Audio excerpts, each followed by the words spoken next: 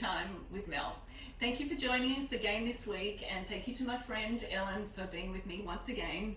Before she has this baby, we will try and get her to visit Tea Time as often as possible. But after our message last week, it did raise some questions from families, and we decided we'd sort of extend on it a little bit further and discuss anxiety today. I've been teaching for over 20 years now, and we've always had a focus on well-being, and I guess with the name Fit Kids, we've sort of always looked at healthy eating and physical activity. And some years ago, we felt that it was really important to look at the whole child and focus on well-being and mental health. And many of you know we put into place a social skills program where we discuss various messages each month to help children with some of these issues. We're seeing children, over the years, I've seen children more and more sort of have worries and concerns and fears. And I think it's like anything, it's really important that we instill some healthy messages around that early in life. So anxiety is what we will be talking about today. So Ellen, as a psychologist that we are lucky enough to have at Fit Kids, can you talk about what that looks like for a child? Yeah, definitely a really important topic to chat about, and something for families to take home some messages about as well. I suppose anxiety is a pretty normal part of life. Anxiety is one of those basic instincts that we have when we're faced with something threatening, a situation that we perceive as threatening. Our body gets ready to respond to that, into that fight or flight mode, and which is healthy in some instances, right? Absolutely. That's a normal basic instinct that we have. The adrenaline starts, our heart rate gets higher, and we're ready to remove ourselves from that situation. I suppose when a situation is perceived as more threatening than it actually is when we would consider that to be a more anxious thought. Yes. And in kids, we might see that as parents or adults, where a child is really clingy, has that real difficulty separating from us for long periods of time. We might see them often cry a lot for no reason or very, very little reasons. Not wanting to sleep on their own, so wanting mum and dad to co-sleep with them. Sometimes we can see that where they don't want to go to school, or they don't want to go to preschool, or they always want help doing something. Can you help me do this? Can you fix this for me? Can you talk to that teacher for me? A nervous sort of lack of confidence? Yeah, definitely lack of confidence.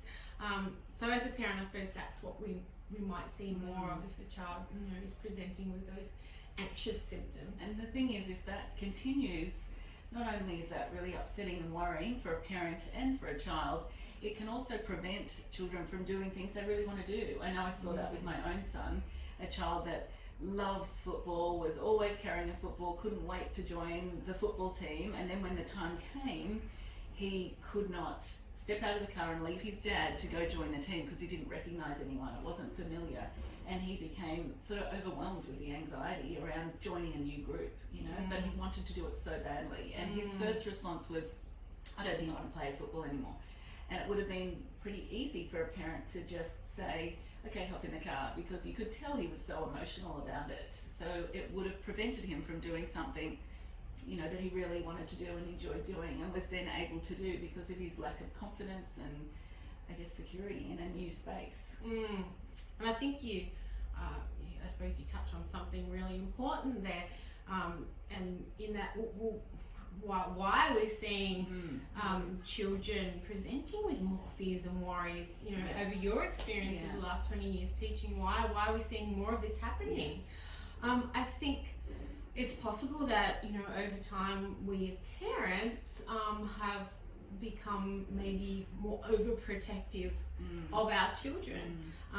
And being overprotective, we might not create those opportunities to take risks, those healthy risks we talked about. last week, and we're sort of inadvertently teaching them that the world is a scary place by being overprotective. Which of course naturally we are overprotective because we are parents, so that's a struggle in itself. Is like when do we kind of let go and give them that healthy push forward to face some of those more risky situations.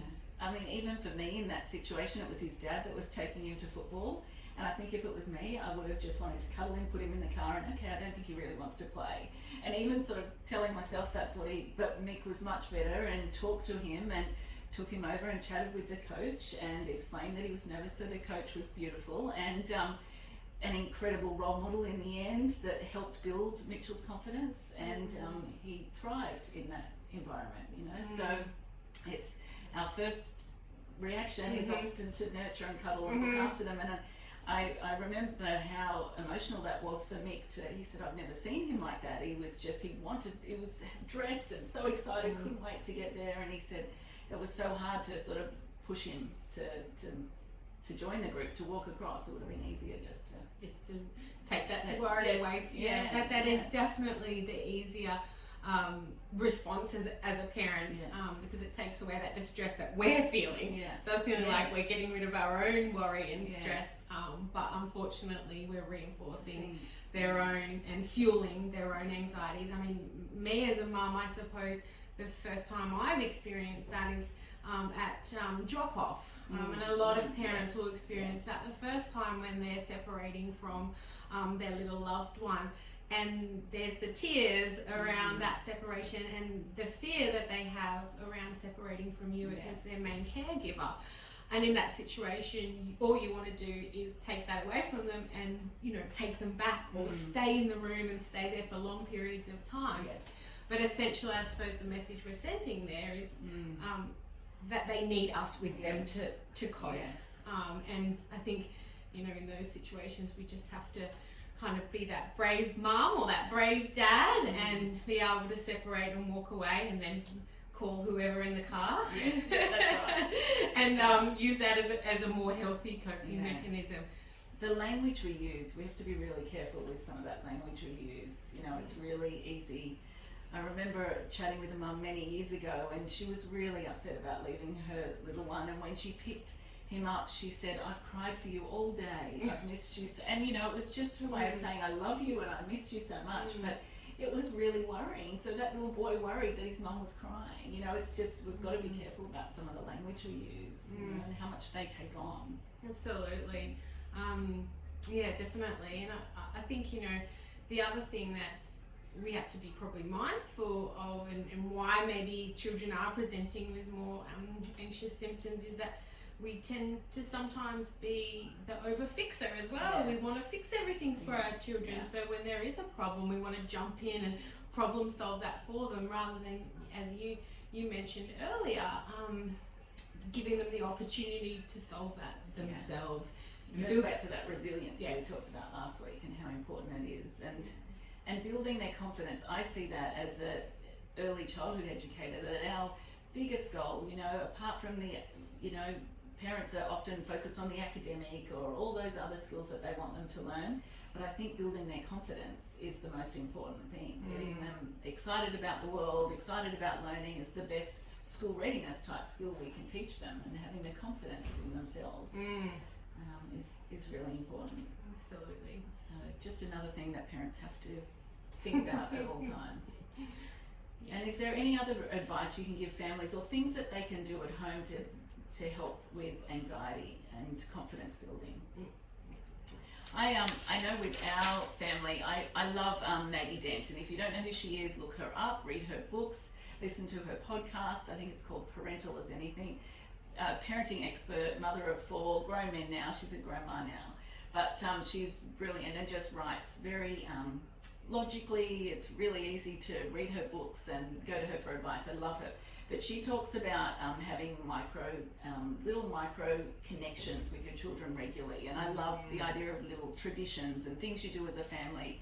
Sometimes books and social media can make you think you've got to come up with these big grand plans to connect as a family, and I saw one on social media recently about organising a scavenger hunt with the family all across Sydney, and it's like who's ever going to do that? There's no way I'm going to get my family to sit down to board games every night. But she talks about having little micro connections. So rituals or traditions you have with your family. So it might just be your good night ritual. So with my boys, we always say, I always say I love you, they say I love you too, I say I love you more, and it's back and forth. The teenage boys, it's kind of done with the I love you, then you're out the door. But with Sammy, and especially when the big boys were little, it would go back and forth, and if they didn't want to go to sleep, they'd try and go as long as possible. But it was our cute little thing that just gives them a sense of security, and that builds confidence, and they know their worth and they know they're loved. And I think having those sort of traditions that are done the same way regularly is helpful. Yeah, I think so, absolutely. Being able to, like we talked about last week, the three lights over dinner, the high light, the low light, and the bright light, things like that. It just, because sometimes you can get so caught up in the hustle bustle every day, you're not talking proactively about thoughts and feelings, which is really important to do, because kids need us as role models. They need to know that what they're thinking and feeling is actually quite normal, but then we need to coach them and show them how to cope with those thoughts and feelings.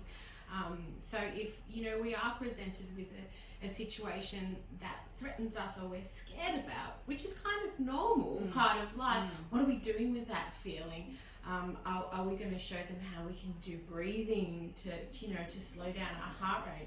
3 breaths in and hold for 3 and 3 breaths out. So it's really important that you find those rituals or routines. And that's when they moments. can sometimes talk about some of those fears, when you have those moments, those quiet moments where they can talk about some of those feelings and feel valued and heard. I mean, I mentioned to families when COVID first hit that we had a little boy here very concerned that he wasn't going to eat and that McDonald's was going to close. And it was cute and it was funny, but it was a real fear for him. And if we just said, don't be silly, or of course not, you're going to be fine, it sort of takes away that fear that he genuinely had as a 4-year-old. So we can be in such a rush sometimes that we don't value the language that children are using too. And so we needed to really validate what he was saying and talk about where the food's still coming from and that we're going to eat, and take it seriously, I guess. Yeah, and absolutely, there are real fears in this world.